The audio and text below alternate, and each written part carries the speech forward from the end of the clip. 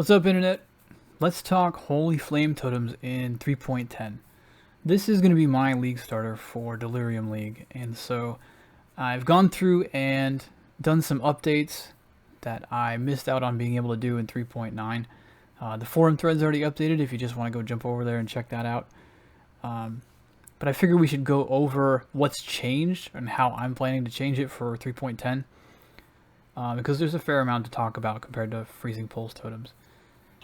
So the first thing is going to be about the tree itself. None of our actual notables, like none of the tree really changed, but obviously in 3.10 they're adding the cluster jewel system.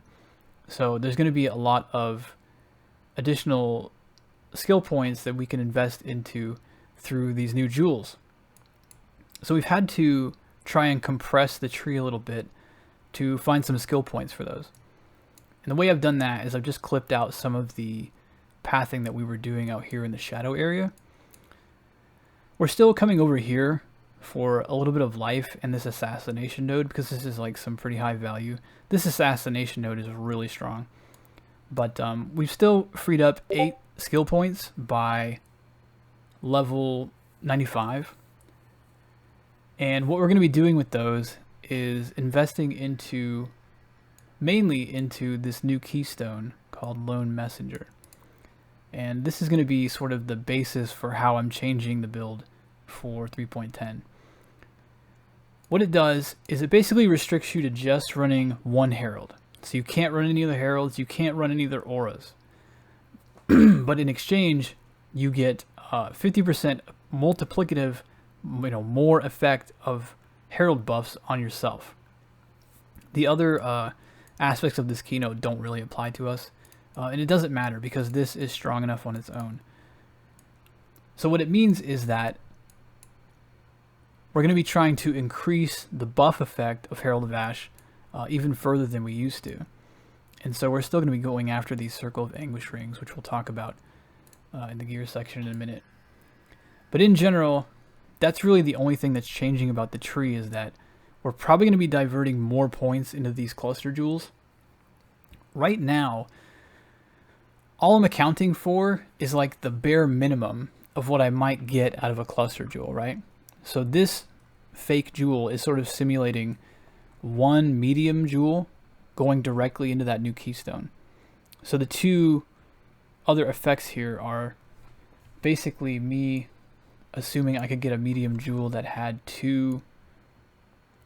these two herald nodes, heraldry and empowered envoy. So basically another 20% increased effect of herald buffs on each of these. This one also has 10% reduced mana reservation, which is why I have that on the jewel too. So I'm not accounting for any of the minors that would be on here, like the minor nodes, and I'm not accounting for doing anything else. Now in theory we could do those two notables into the keystone for only like 5 points. I think that's the minimum. So there'd still be more skill points to account for. But I think it's likely that on really optimized cluster jewels, we're going to be able to put more points in, like pulling points out of here maybe, or even somehow clipping these 7 points. There's 8 points wrapped up here. Maybe we can get more damage out of well-rolled large jewels that divert, into like 2 medium clusters. Because there's some other stuff, like if we look back here, right above those herald nodes, we have these two curse notables, right? Getting Unnerve on our curse would be 10% more damage. And then getting Culling Strike against cursed enemies would essentially be another 10% more damage. Now there are other ways to get Unnerve and Culling Strike, but it would still be really powerful to get those effects on our curses and not need some other source to get access to them. Otherwise, the tree is roughly the same as it was before. There's been a couple of minor shifts, but in general, that's really all we're doing, is trying to shift points up into these cluster jewels.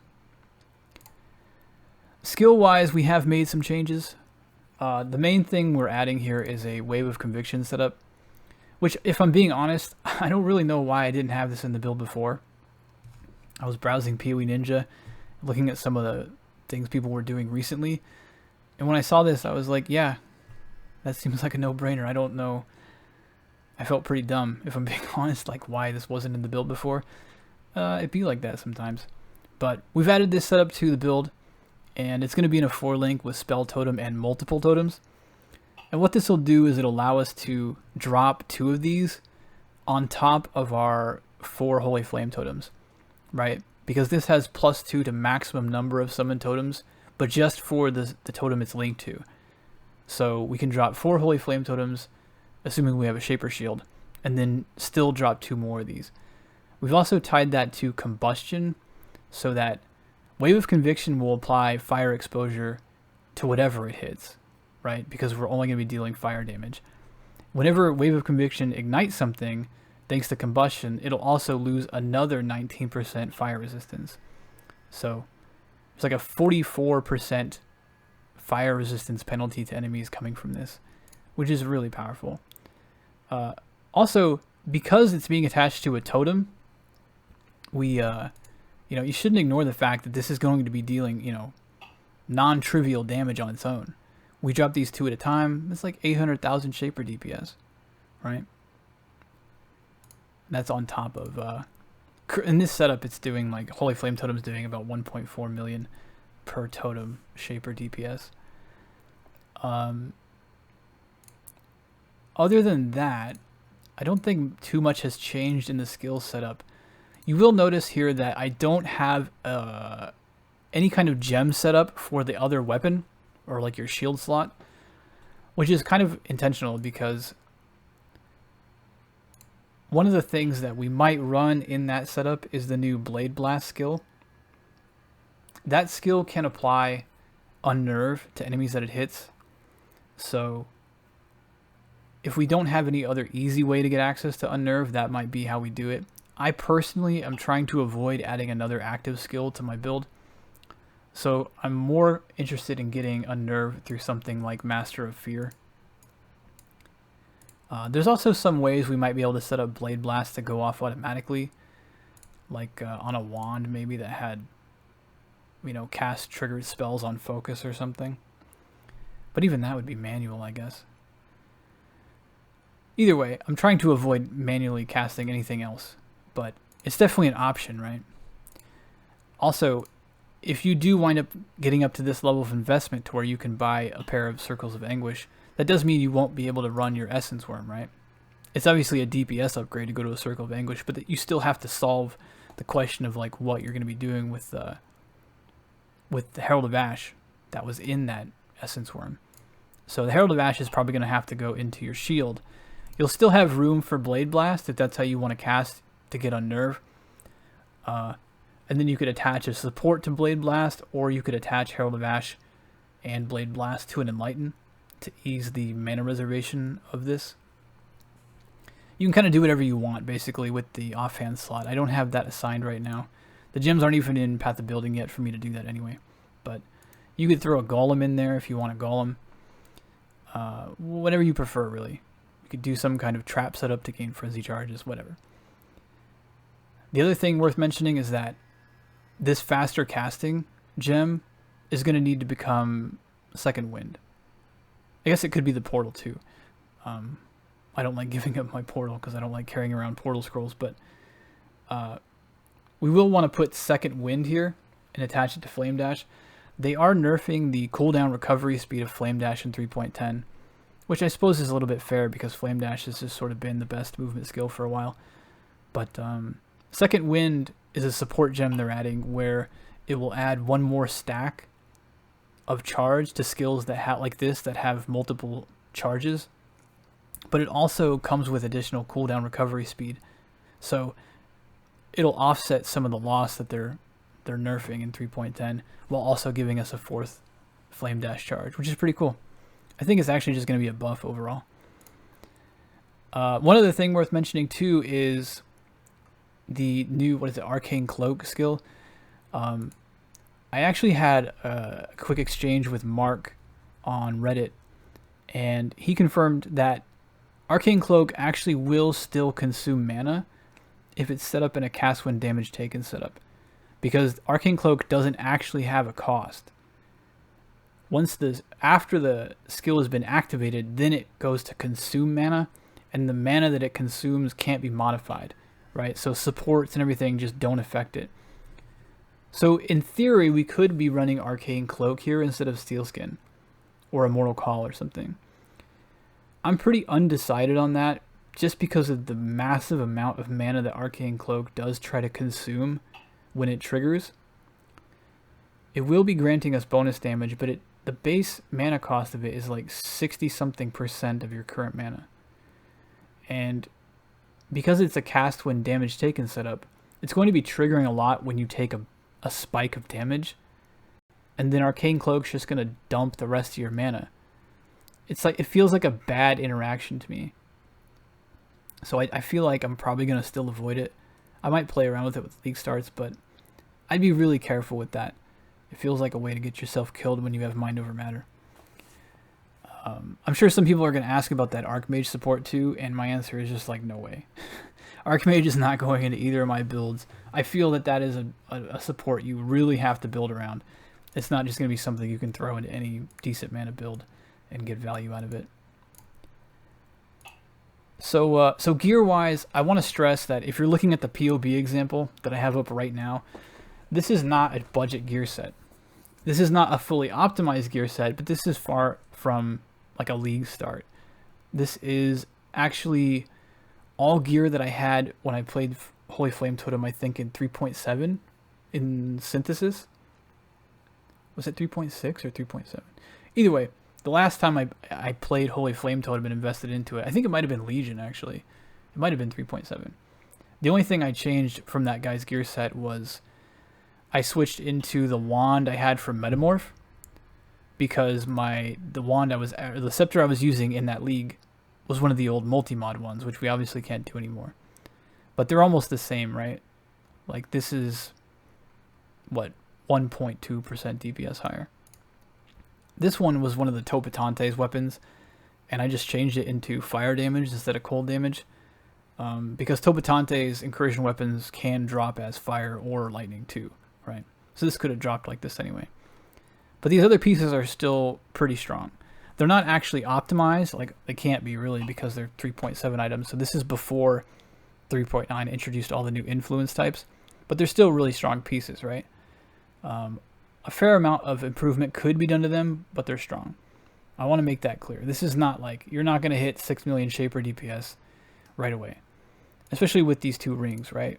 I expect that these rings, they'll probably run you anywhere from like 3 to 5 exalts each. But I do think I could probably put together this whole gear set for like around the price of an Atziri's Reflection. So we're hitting this kind of value at a significantly lower investment than what you might want to do with a Freezing Pulse Totem build with investment. You can see how much damage is lost dropping even one of these, right? So this is closer to League start, but still some of these pieces are really good. We're still getting over 3 million Shaper DPS if you factor in Wave of Conviction on top of that for single target. I did this because I was just trying to get a sense of like, you know, is this really worth thinking about? I should also point out that the configuration here is pretty conservative, right? I don't have Unnerved Tick because I don't know exactly where I'm getting that from yet, and I don't want to assume it right now. I'm also not counting the Consecrated Ground crit buff. Your Holy Flame Totems do drop regular Consecrated Ground around them. It has the bonus effect of removing curses from you, but it does all the regular things that Consecrated Ground does. So this is actually up a fair amount on bosses because you have the ability to just drop the totem right next to the boss, right? So anytime you do that, you're getting a buff to your effective crit chance because it makes them take more critical strikes. So we could reasonably tick both of these things. Totally reasonably. Like there's no POB warrior in that. It's something that we can do all the time. The only thing I had ticked before was Ignite because I am assuming that my Wave of Conviction is igniting them. But if we have these ticked, right, and we also have the ability to do like All Righteous Fire, we are essentially at 8 million Shaper DPS just coming from Holy Flame Totem, and then another million or so coming from the Wave of Conviction totems. The build has some real teeth to it. I definitely feel like this is going to be worth the investment, this league. Is there anything else we want to talk about item-wise? Oh, I will say that one of the downsides is that we lost the ability to get Zopex here, the temple modifier on boots. I don't have it in this gear set anyway, but it's unfortunate that we don't have the option to get the 10% increased max mana here anymore. They moved it to Amulet and it just kind of went away. It also probably is worth mentioning that for your boot enchant, this 120% increased crit strike chance I think is definitely optimal. Unlike Freezing Pulse Totem, we're not doing anything on our own that has hits, right? Our Wave of Conviction is also done through a totem. With Freezing Pulse, you're doing Frostbomb yourself, and that has a chance to crit when it goes off, which can deactivate this. Whereas that's not happening with this build, so you're free to run this and still keep this up 100% of the time. The only time that won't be true is if you decide to do your cursing instead of self-cast. If you anoint Whispers of Doom or something, or you get like an Awakened curse on hit and you want to apply your curses that way through something like self-cast Stormbrand, then you would want to switch your boot enchant out. But it is much safer to run this crit strike boot enchant and Holy Flame Totem and get the full effect out of it. There's still a lot of optimization that we could be doing for 3.10 gear, and I plan to do that. I'm just kind of crunched on time because I didn't have the time to update this guide for 3.9, and so I'm kind of catching up myself to all the gear optimizations. I have a lot of suggestions in the forum thread about using the different influence types, but I don't have them in the POB yet. I think what we'll probably do is, so for the first week, I'm going to be doing my regular League Start progress videos. So every day there'll be a new video about my progress for that day, so you can see like how the build is doing in a League Start context. I think somewhere around the first week there, that usually ends, and we'll probably do an endgame gearing video, kind of like I did for the Freezing Pulse totem setup, to go in more detail over every single slot for how you would optimize it for like more endgame investment. And in that video, we should have a much better idea of how cluster jewels roll and like what optimal cluster jewel usage is going to look like. So we'll go over that in that video too. One other thing that's on my mind, especially today, is seeing if we can squeeze the Agnostic Keystone from the Militant Faith Jewel into this socket here. It's going to be difficult to support the mana drain of that. If you're not sure what that is, the Militant Faith Jewel warps the keystones into a different keystone. And for the Agnostic, what it'll do is it'll wipe out our energy shield, so you can't have any energy shield with that keystone. But in exchange, anytime your life is below max, your mana will try to funnel mana into your life at a rate of 20% of your mana per second, which is a lot, right? Obviously, though, it's going to be coming out of our mana pool. And if you think about, again, kind of like with how, Arcane Cloak, if you think about taking a big hit of spike damage and you're already Mind Over Matter, both your mana and your life are going to drop at the same time. And then Agnostic is going to want to pull what's left of your mana and try to funnel it into your life. Now, of course, your mana regen is going to outpace your life regen, but 20% of your mana per second is a lot. And so we're going to need to find a better way to support that mana drain to see if it's doable. I think, just doing the math in my head, this should put us up to around 1,000 life regen per second. This life regen value is a little bit off, by the way.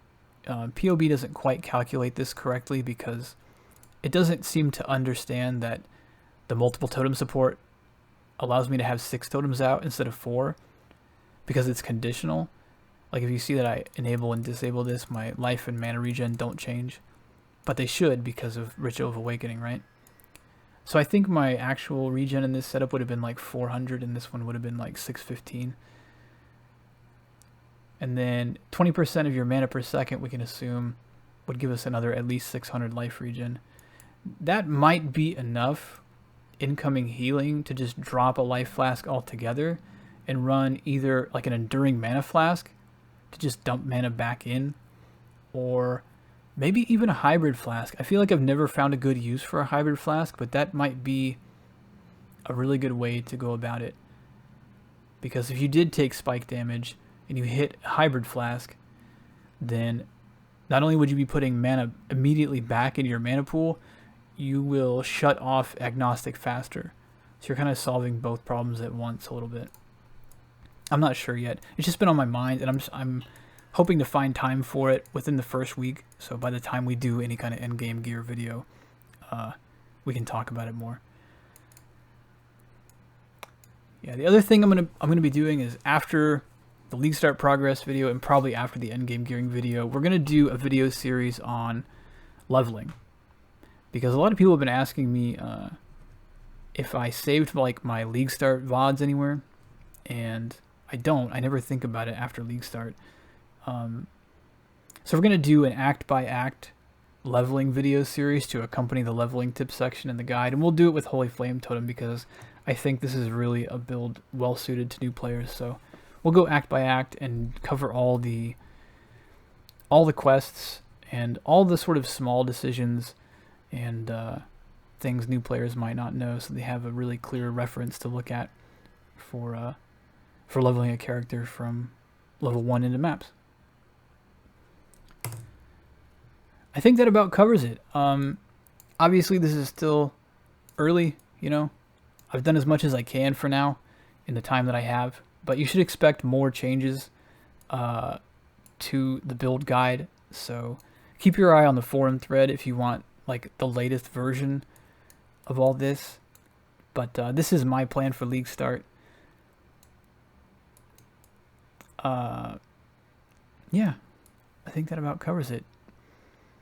We are less than 24 hours before League starts, so if I'm going to be streaming a lot as usual around League start, so if you have any more questions, you can leave them in the comments, or you can come by the stream tomorrow after League start. That's twitch.tv/WallachTV. If you got any questions, you need a gear check, or you just want to come by and see how the League start's going. But yeah, I think we're about ready. I'll see you guys tomorrow for Delirium. Peace.